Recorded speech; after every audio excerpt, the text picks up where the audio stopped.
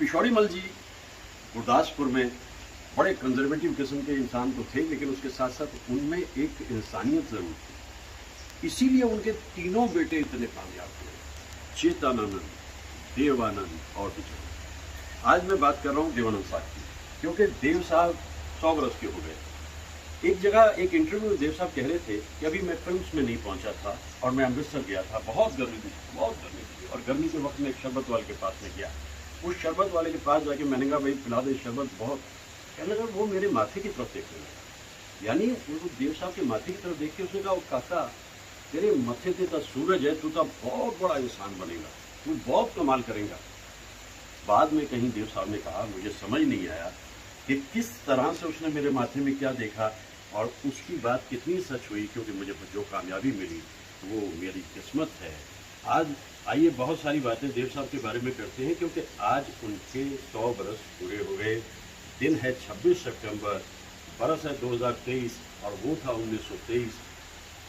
आज हम बात कर रहे हैं देव साहब की। 100 बरस बाद कोई और बात कर रहा होगा। दायम आबाद रहेगी दुनिया, हम ना होंगे कोई हमसा होगा। जिंदाबाद जिंदाबाद देव साहब, जिंदाबाद।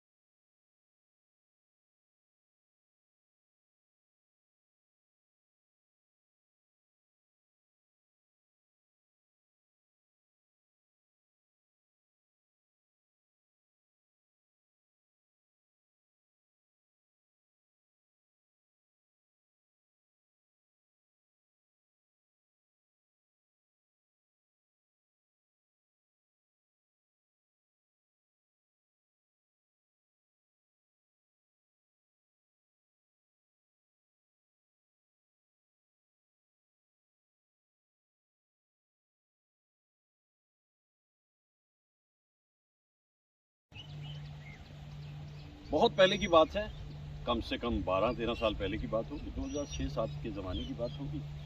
मुझे मेरी भतीजी ने फ़ोन किया, जो कि देवानंद साहब को इंटरव्यू करने गई हुई थी, कह लीजिए चाचा देव साहब से बात कीजिए। और देव साहब ने मुझे कहा, हेलो रमेश। मैं तो उस आवाज़ को सुनकर के प्रसन्न हो गया। अरे देव साहब से बात हो रही है। और उसके बाद काफ़ी देर तक देव साहब से मेरी बातचीत होती रही और आखिरी शब्द जो उन्होंने बोला, sentence, ever you come to Bombay you must come to meet me, sure sir I will.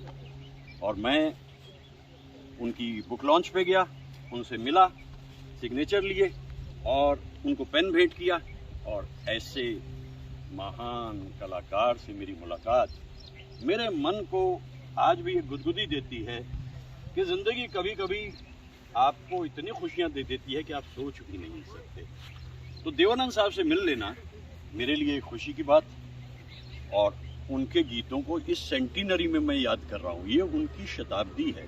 26 सितंबर को देव साहब 100 बरस के हो जाएंगे। मतलब कलाकार दुनिया से ज़्यादा थोड़ी है, जिस्म फना होता है, कला तो वही रहती है ना। क्या कमाल के गीत उनके। सफर में है ये बंजारा, ला ला ला ला ला ला ला ला ला ला, ख्वाब हो तुम या कोई हकीकत। इतने से थोड़ी तसल्ली है।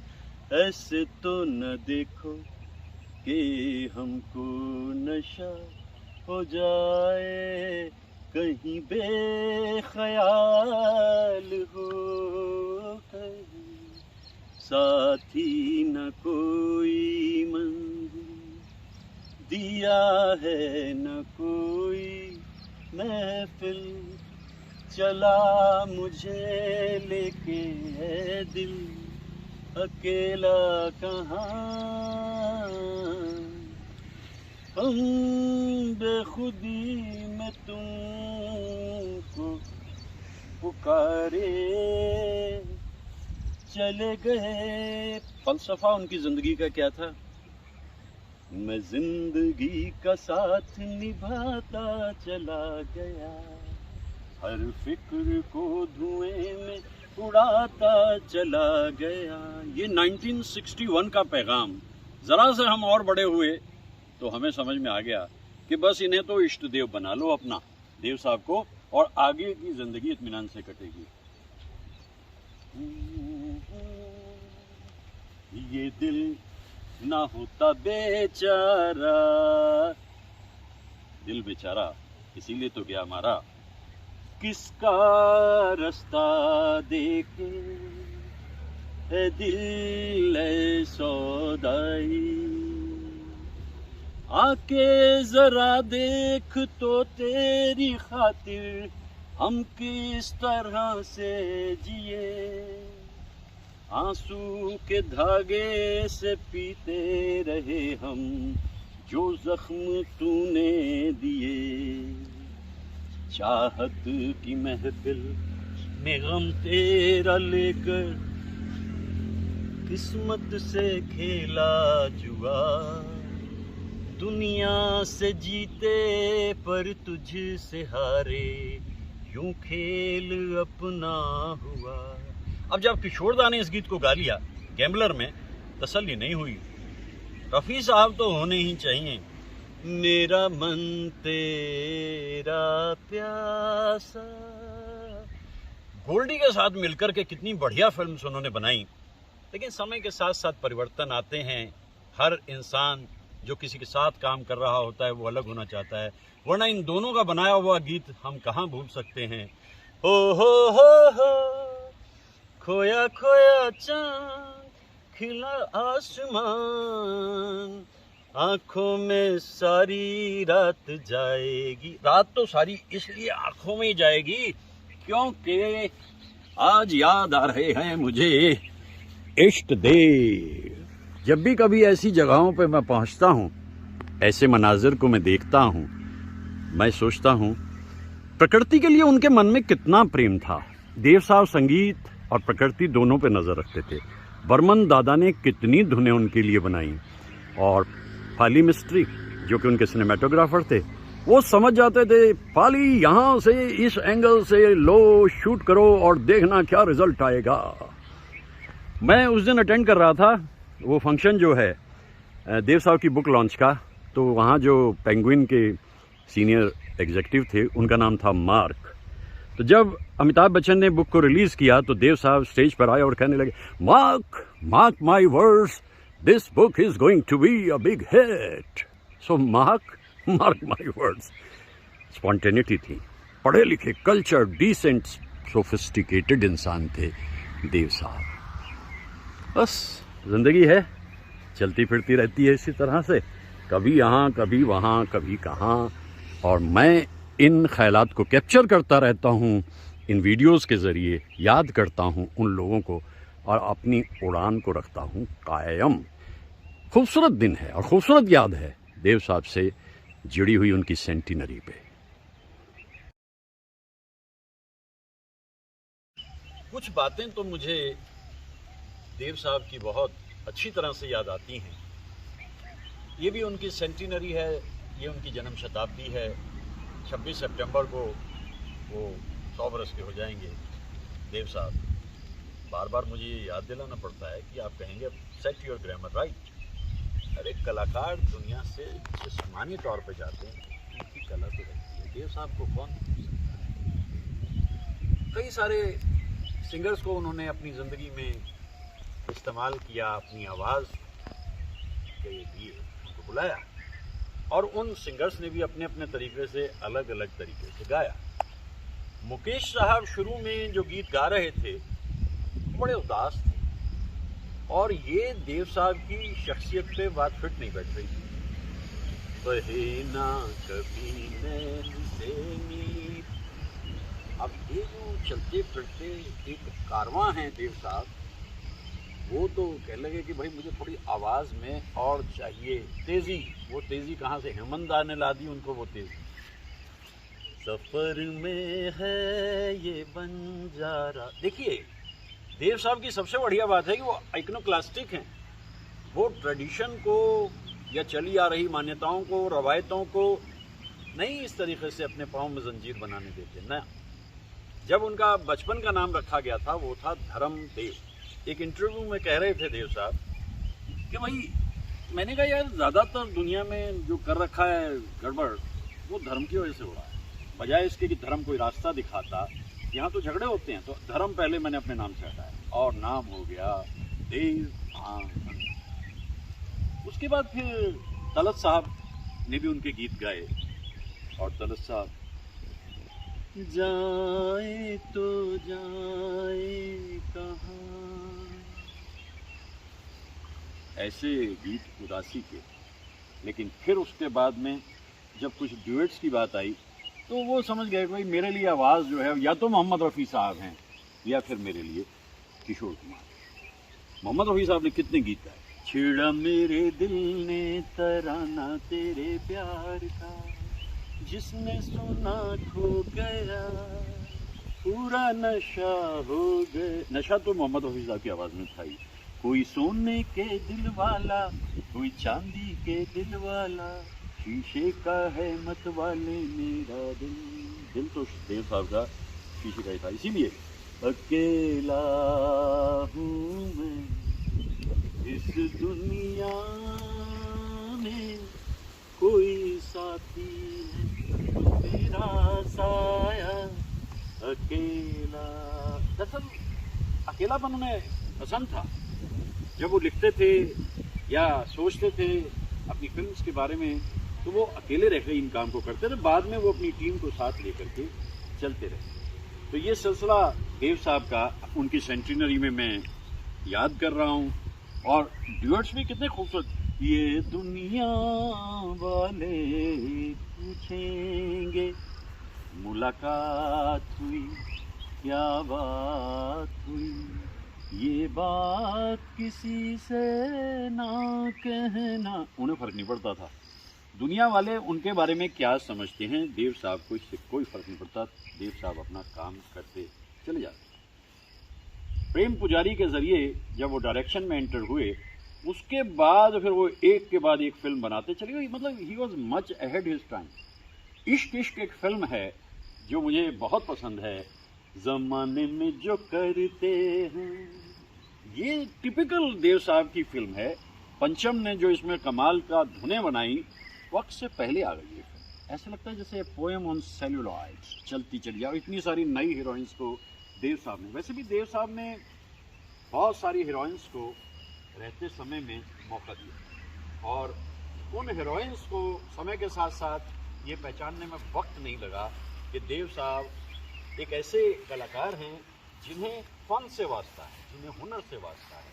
हुनर है तो देव साहब की फिल्म में आपके लिए जगह है, चाहे वो जीनत अमान है, जाहिदा है, जाहिरा है, या अब बाद में तो पूरी की पूरी एक फसल नौजवानों की उनकी फिल्म में आती थी। लेकिन उसके बाद वो सब्जेक्ट्स जो उनके थे वो बड़े कंटेम्प्रेरी सिचुएशंस पे बनाते थे। संगीत का रंग बदल चुका था, पुराने संगीतकार जा चुके थे, गीतकार जा चुके थे, किशोर कुमार भी नहीं रहे, मोहम्मद रफ़ी साहब भी रुखसत हो गए। तो फिर अब जो दुनिया थी उसमें भी अपने आप को इस परिंदे की तरह से उन्होंने फिट कर दिया। देव साहब बड़े कमाल के इंसान। मैं बहुत प्रसन्न होता हूँ सोचकर कि मैं उनसे मिल सका और उनसे मिलने के बाद मैं ये महसूस करता हूँ कि एक जीवन में अगर एक बार आप उनसे मिल लिए या आपने हाथ मिला लिया उनसे तो आपकी पॉजिटिविटी तो हो गई बरकरार। उसके बाद कोई नकारात्मकता आपके सोच में रहती नहीं। तो हम याद करते हैं देव साहब को और उनकी फिल्म्स को, उनकी सोच को, व्यक्ति से व्यक्तित्व तक के उनके रास्ते को जो उन्होंने पूरे किए। देखिए, जब आप अच्छी बातें कर रहे होते हैं तो परिंदे भी उस भाषा को समझते हैं और गाने गुनगुनाने लगते हैं। लीजिए, सुन लीजिए, ये है परिंदा नगरी। एक उधर से आवाज आई, दिलकश समा है, बादलों से ढका आसमां है,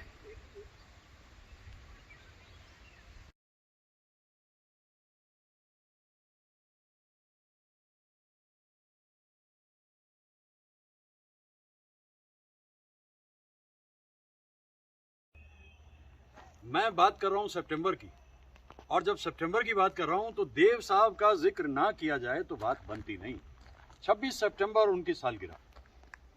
देव साहब के बारे में तो मैं इस बरस बहुत बोला हूँ क्योंकि ये उनकी सेंटिनरी है। 26 सितंबर यानी 100th ईयर डन। तो मैं क्यों याद करता हूँ देव साहब को? कभी कभी मुझसे मेरे दोस्त पूछते हैं, भाई इतना ज़्यादा आप उनको चाहते हो, आप उन्हें इष्ट देव कहते हो। इसकी वजह है वो पॉजिटिविटी, वो मैग्नेटिज्म, और वो उनकी जिंदगी के लिए अप्रोच और फिलॉसफी। कमाल। मिला मैं उनसे, हाथ मिलाया, पेन भेंट किया, किताब पे सिग्नेचर लिए उस फंक्शन में जो उनकी बुक लॉन्च थी। और क्या टाइमिंग उनकी परफेक्ट होती थी। अमिताभ बच्चन चीफ गेस्ट थे, बड़े बड़े जो सेलिब्रिटीज हैं सब वहाँ मौजूद थे।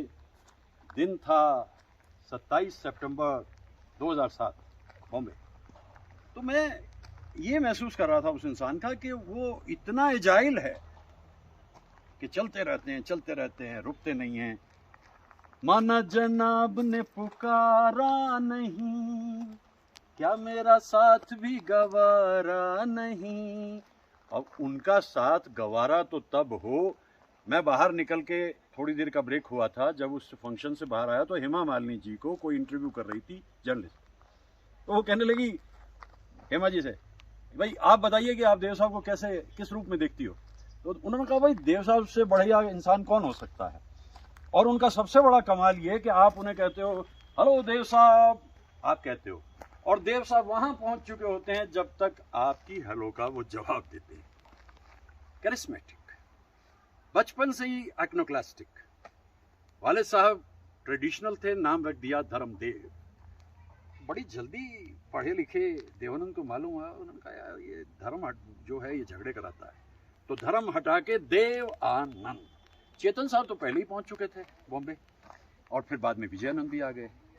क्या गीत बनाए इन लोगों ने। अपनी तो हर आह एक तूफान है, ऊपर वाला जान कर अनजान है। डबल मीनिंग ये सॉन्ग था, शैलेंद्र जी का लिखा हुआ। ऊपर एक ट्रेन में बर्थ पे हैं वहीदा रहमान, नीचे बैठे हैं देवानंद, और वो उधर इशारा करके गाना गाए। शरारती नौटी तो थे।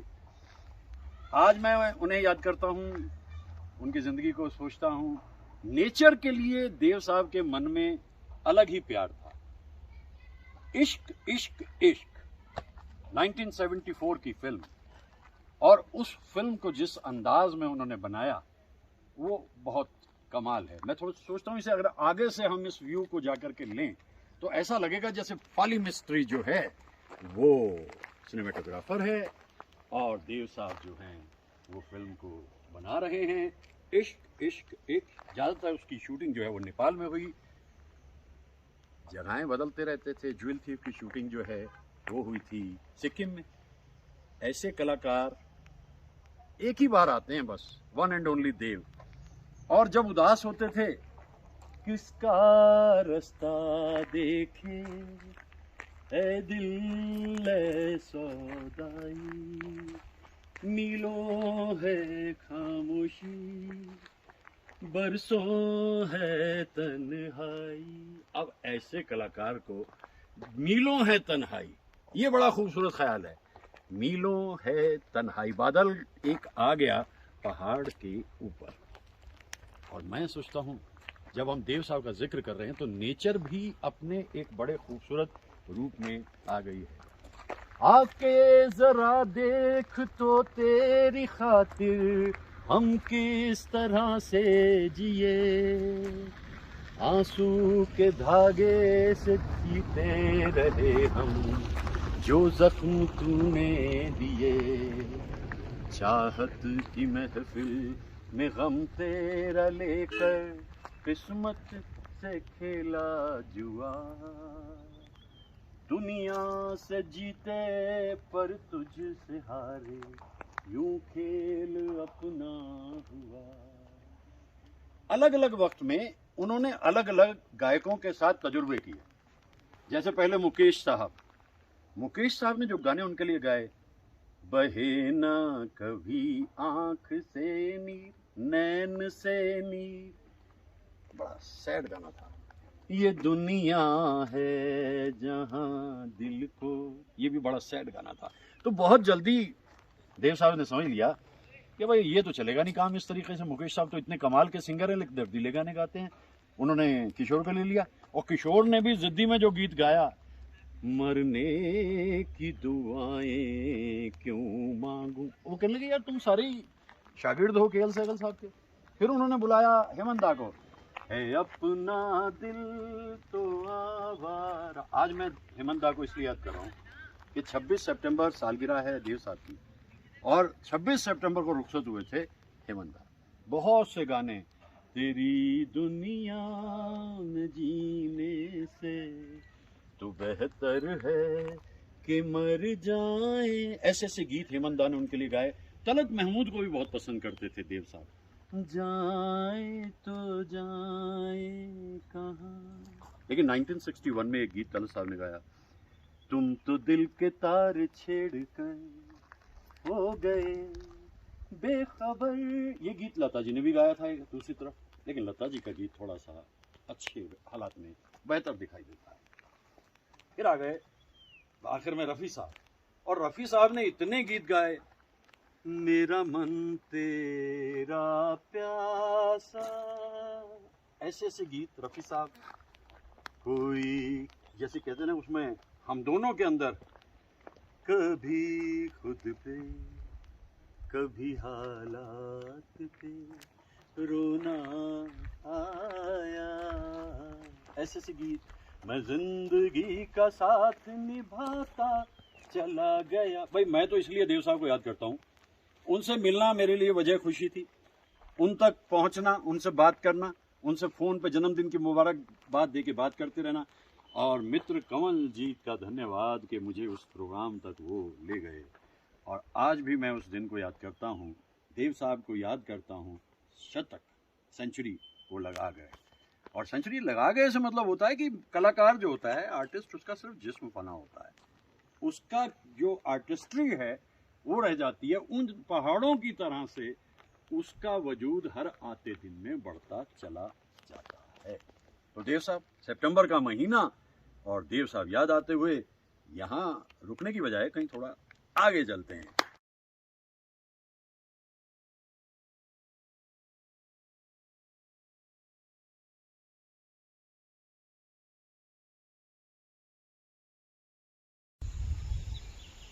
अब जो कामयाबी देव साहब को मिलनी शुरू हुई, कॉन्फिडेंस तो उनमें पहले ही बहुत था, अब और बढ़ गया।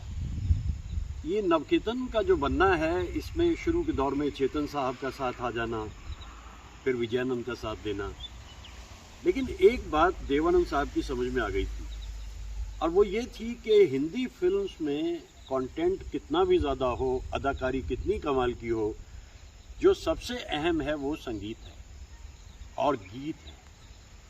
तो वो तजुर्बे कर रहे थे अभी तक, कहीं वो मुकेश साहब से गीत ले रहे थे और कहीं तलत साहब से, हेमंत दा से, लेकिन उनके मन में दो कलाकार हमेशा बसे रहते थे, किशोर कुमार और मोहम्मद रफ़ी साहब। अब मोहम्मद रफ़ी साहब के साथ जो गीत उन्होंने बनाए वो बड़े कमाल के। अकेला हूँ मैं इस दुनिया में, कोई साथी है तो मेरा साया, अकेला हूँ मैं, ऐसा मस्त गीत बनाया। और इसमें जैसे बर्मन दादा की वो एक फोक टच होता था वो मौजूद है। अब शंकर जयकिशन पीछे रहने वाले थोड़ी ही हैं। छेड़ा मेरे दिल ने तराना तेरे प्यार का, जिसने सुना खो गया, पूरा नशा हो गया, छेड़ा मेरे दिल ने। देखिए सलील चौधरी अलग तरह के म्यूजिक डायरेक्टर थे, बहुत ही अलग तरह के म्यूजिक डायरेक्टर थे। लेकिन माया फिल्म जिस वक्त बन रही है उसमें माला सिन्हा के साथ देवानंद साहब हैं, वहाँ कुछ हुआ।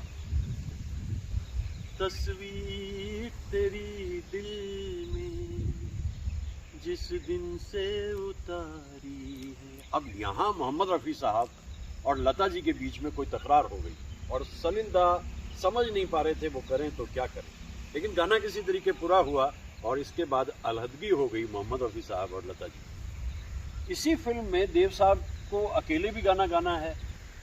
उसके लिए उन्होंने जो वो बंगाल के बड़े विख्यात सिंगर हैं द्विजेन मुखर्जी, उन्हें लिया।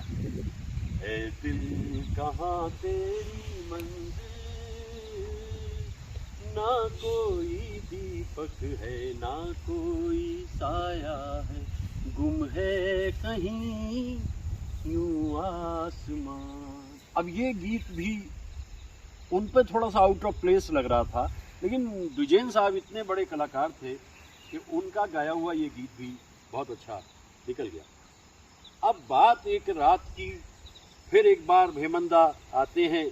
न तुम हमें जानो न हम तुम्हें जाने, मगर लगता है कुछ ऐसा मेरा हमदम मिल गया। कोई भी सिंगर देव साहब पे, मन्ना दा एक ऐसे कलाकार हैं जो उन पे ज़्यादा काम नहीं हुआ, क्योंकि मन्ना दा की आवाज़ बहुत अलग तरह की क्लासिकली साउंड थी। हाँ, काला बाजार में एक ड्यूएट जो है उस पर मन्ना दा मौजूद हैं, लेकिन संगीत नवकेतन का हमेशा कमाल का रहा। और जैसा मैंने कहा कि किशोर कुमार आगे जाकर के बड़े रसीले गाने गाते रहे देव साहब के लिए। ये दिल न होता बेचारा, लेकिन दुखी मन मेरे गीत जो है वो लोगों ने बड़ा पसंद किया। दुखी मन मेरे सुन मेरा कहना, जहाँ नहीं चैना वहाँ नहीं रहना। किशोर अब समझ गए कि देव साहब को चाहिए क्या। अब देव साहब इस बात को भी जानते थे कि ये जो फिल्म्स हैं ये डायरेक्टर का मीडियम है, इसलिए 1970 में उन्होंने प्रेम पुजारी के जरिए अपना रास्ता नया खोजा। अभी तक उनकी जो बहुत अच्छी तालमेल गोल्डी के साथ चल रही, गोल्डी ने भी अपना रास्ता अलग से कर लिया, लेकिन देवानंद रुकने वाले इंसान नहीं थे। मैं इतनी सारी बातें जो आज याद कर रहा हूँ देव साहब के बारे में, उनकी सेंटिनरी है, शताब्दी 26 सितंबर। मैं सोचता हूं कि इस कलाकार के लिए तो आप जितना बोलें उतना कम है, और ये तब जब आप उनसे मिले। मैं उनसे मिला, वो मेरे जीवन का एक सुखद पल। किताब पे सिग्नेचर लिए, वो एक कमाल की बात। उनके साथ हाथ मिलाया और उनको मैंने पेन भेंट किया और फ़ोन पे उनसे बात करता था। ये जीवन के वो लम्हे हैं जिन्हें मैं कभी भूलता नहीं। मैं सोचता हूँ कि देव साहब की जो आखिरी कुछ फिल्म्स हैं, कम से कम 15-16 फिल्म्स जो हैं वो चल नहीं पाई, मतलब फाइनेंशियली उनको नुकसान ही हुआ, मतलब काफ़ी नुकसान हुआ। लेकिन देव साहब तो उस तरह के इंसान थे जो ये सोच के चलते थे कि मैं लेके क्या आया था, 30 रुपए तो मेरे पास हमेशा रहते हैं। तो ये दुनिया परेशान क्यों रहती है? ये परेशान रहती है कि लाभ जो इन्होंने कमाया दुनिया ने, उसमें अगर हानि हो गई तो वो उसको हानि मान बैठते हैं। वो कहाँ की हानि है? किसी भी चीज़ पे हमारा हक नहीं होता, मुस्तहक नहीं हम होते, हमारी किस्मत होती है जो हमें मिलता है। और देव साहब इस बात को बड़ी अच्छी तरीके से जानते थे। साहिर उनके गाइड बन गए, मतलब गायबाना।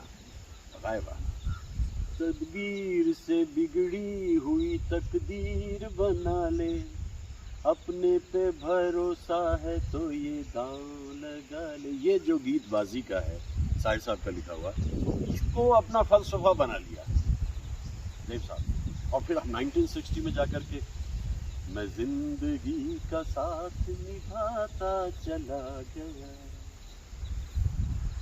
नाकामियां भी बड़ी रहीं, परेशानियां भी बड़ी रहीं, लोग ज़्यादा समझ भी नहीं पाए उन्हें किस किस्म के वो इंसान थे। आइकनोक्लास्टिक भी थे, एंटी ट्रेडिशन भी थे, इनोवेटिव भी थे।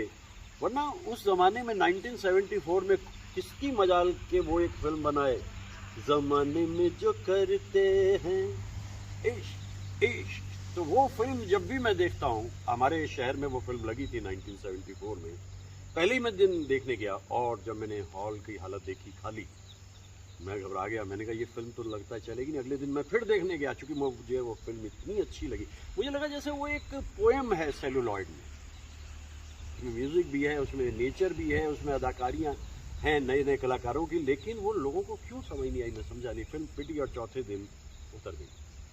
मुझे लगता है कि देव साहब को आदत पड़ चुकी थी कि ये नाकामियाँ हैं, और वैसे कामयाबी और नाकामी एक्चुअली है क्या, परसेप्शन ही तो है किसी का। मुझे वो फिल्म अच्छी लगी, आज भी मेरा मन करता है मैं उस फिल्म को देखता हूँ। एक लिरिक है, एक गीत है, एक संगीत है, और पंचम ने क्या कमाल किया। तो देव साहब के बारे में तो बहुत कुछ कह सकता हूँ, लेकिन मेरा ख्याल है कि जैसा मैंने कहा कि उनका नेचर में जितना यकीन था, एक लुक मैं आपको नेचर का देता चलूँ। इस बसेरे पे जितनी बार भी आता हूँ बड़ा मन प्रफुल्लित होता है, सुख मिलता है, खुशी हासिल होती है, और इतनी सारी हरियाली देखकर तो लुत्फ़ आ जाता है। दरअसल इतनी सारी हरियाली देखकर एक अलग ही दुनिया है ये। और मैं देव साहब को याद कर रहा हूँ, सेंटिनरी, शताब्दी, और आज मैं याद कर रहा हूँ, 200 बरस पे कोई और याद कर रहा होगा। दायम आबाद रहेगी दुनिया, हम ना होंगे कोई हमसा होगा। देव साहब तो भुलाए जाने वाले इंसान हैं ही नहीं। कितने नए कलाकारों को उन्होंने मौका दिया, इतना किसी प्रोड्यूसर ने नहीं दिया, डायरेक्टर ने नहीं दिया। और उनमें से कुछ कितनी प्रतिष्ठित हुई। जीनत अमान ने कहाँ जाके जगह बनाई, जाहिदा, जाहिरा, टीना मुनीम, कितनी कलाकार उन्होंने उनको मौका दिया, और सब ने अपना अपना नाम और काम किया। मुझे तो याद आते हैं, हमेशा ही मेरे मन में बसे रहते, क्योंकि उस चेहरे में ही कुछ था। उस चेहरे की मौजूदगी पॉजिटिविटी का जीता जागता उदाहरण था। और वो मुस्कुराहट, वो आंखें, ये आंखें, उफ यूं माँ, वो आशा पारेख के लिए गा रहे थे, मैं देव साहब के लिए गाता हूँ। उनकी आंखों में जिंदगी थी, हमें याद रहती है हमेशा।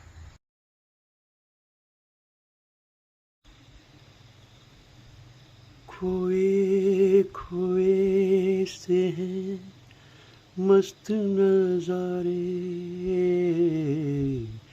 ठहरे ठहरे से हैं रंग के धारे, ढूंढ रहे हैं तुझको साथ हमारे,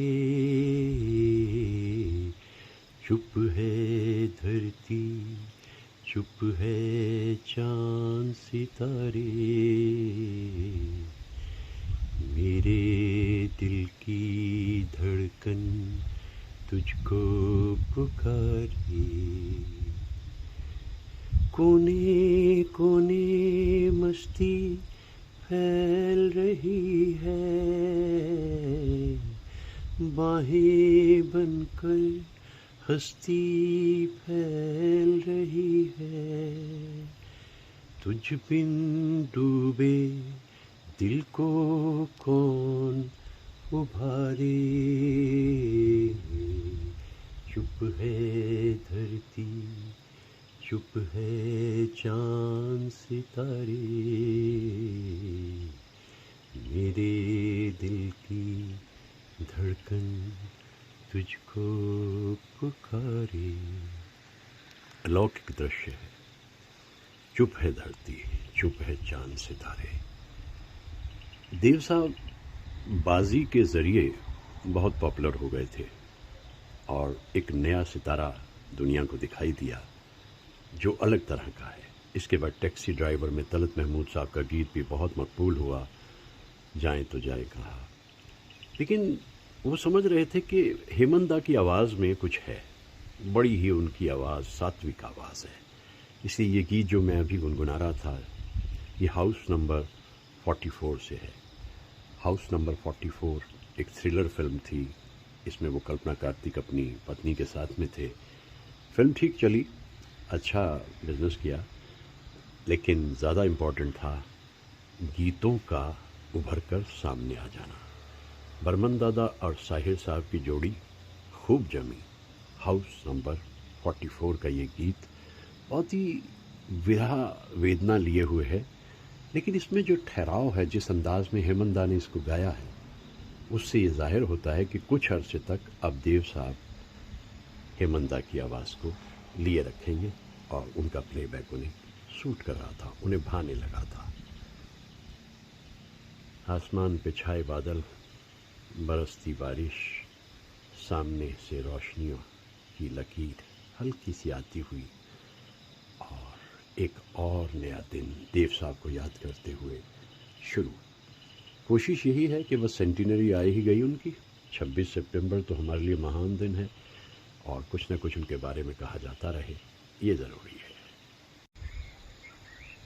कोई तो ऐसा घर होता जहाँ से प्यार मिल जाता, वही बेगाने चेहरे हैं जहाँ पहुँचे जिधर जाए, तेरी दुनिया में जीने से तो बेहतर है कि मर जाए। ये गीत उदास है और हेमंदा का गाया हुआ है। साहिर साहब को एडवांटेज ये थी कि उन्हें आप सिचुएशन समझा दीजिए, उसी तरह का गीत वो आपको दे देते थे। और इन दिनों तो बर्मन दादा के साथ खूब छन रही थी। बरस 1955 के करीब का था।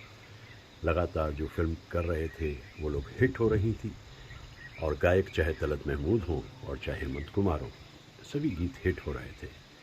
तो ये गीत भी बड़ा उदास है, तेरी दुनिया में जीने से तो बेहतर है कि मर जाए। देव साहब पे उदासी ज़्यादा फबती नहीं थी, सच तो ये है, लेकिन वो निभा जाते थे, क्योंकि अदाकार को हर तरह के गीत गाने होते हैं। और देव साहब को भी ये गीत जब दिया गया तो उन्होंने सोचा थोड़ा सा, लेकिन उसके बाद फिर उन्होंने इसको बहुत अच्छे ढंग से निभाया। हाउस नंबर 44 एक लैंडमार्क उनकी ज़िंदगी में है, क्योंकि कल्पना कार्तिक के साथ ये उनकी फिल्म है। ये परिंदा नगरी है, और इस परिंदा नगरी में परिंदे अपना ऑर्केस्ट्रा बजाते रहते हैं, और सुबह सुबह ख़ास तौर से उनके अंदर एक अजीब किस्म का उत्साह होता है, जोश होता है। मैं याद कर रहा हूँ देव साहब को और देव साहब से जुड़े गीतों को, और उस दौर को जो था, और बहुत ही रोमांटिक दौर था। वैसे तो देव साहब का मतलब ही रोमांस है, इसीलिए उन्होंने अपनी ऑटोबायोग्राफी का नाम भी रखा था, romancing with life. Yes, he was just romancing with life. He lived like that, he died like that.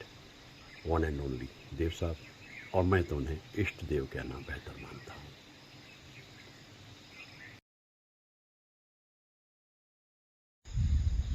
झूमती हुई हवाएं, छाई हुई घटाएं, परिंदों की आवाज जैसे तन्हाई में बजता हुआ एक साज,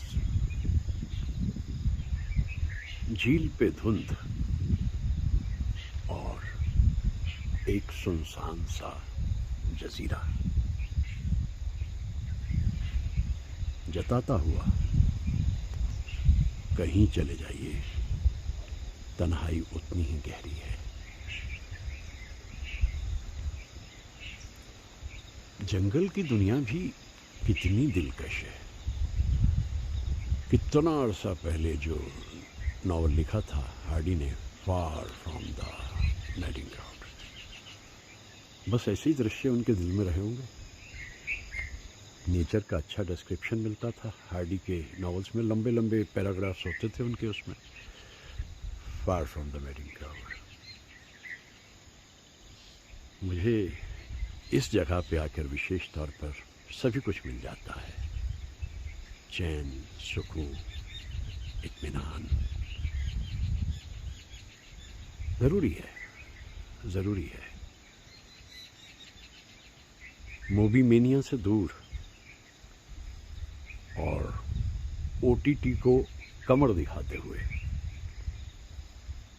बस बुनते हुए, चुनते हुए कुछ लम्हों को ये ऐसे मनाजिर में, यकीन मानिए, ज़िंदगी जीने लायक हो जाती है। टेक्नोलॉजी कुछ हद तक ठीक है, हर हद तक नहीं। वही मैं कर रहा हूँ, वही मैं देख रहा हूँ। इसलिए मैं देव साहब की फिल्म्स को देखता हूँ। देव साहब की फिल्म्स में जो नेचर का इस्तेमाल होता था वो बड़ा जम के होता था। उनके गीत भी ज़्यादातर नेचर में ही पिक्चराइज होते थे और उनके सिनेमेटोग्राफर फाली मिस्त्री उन सीन्स को, फाली इधर आओ, यहाँ देखो, यहाँ से अगर इस एंगल को लोगे तो शॉट बहुत अच्छा आएगा।